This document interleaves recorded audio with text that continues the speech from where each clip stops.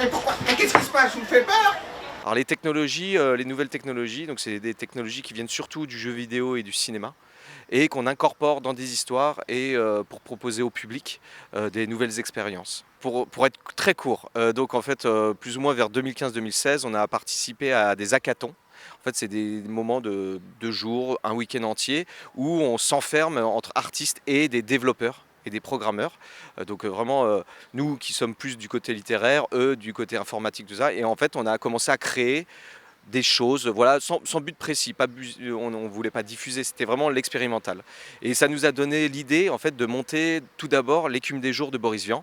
Et c'est à partir de là que tout a commencé, où on a voulu travailler sur l'image et comment l'interprète sur scène pouvait modifier ces images en temps réel. Oui, ça a été super grâce à l'Institut français du Maroc et Moine Méziati. En fait, on a pu tourner pendant un mois pendant le novembre numérique 2024, donc pas si longtemps que ça, et on a pu faire 6 villes, 6 dates à travers Tanger, Casablanca, Oujda, Fès, Meknès et Rabat.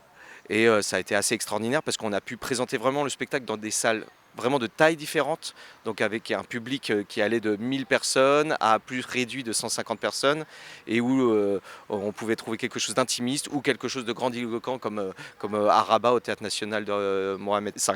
Comment dire, moi depuis, alors je ne connaissais pas le FICAM, je vous le dis. En fait, c'est quand on est passé à Meknès, Fabrice Mongia nous a proposé de venir faire que en fait le personnage Bidule qui vient du spectacle Émotion et l'extraordinaire métamorphose que nous avons fait tourner pendant le mois du novembre numérique, viennent faire le maître de cérémonie.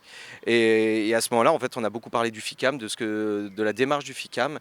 Et oui, c'était extraordinaire. Et en plus, moi, j'ai dû préparer en tant que maître de cérémonie tout le déroulé avec les équipes du FICAM, de la Fondation Aïcha et de l'Institut français de Meknès.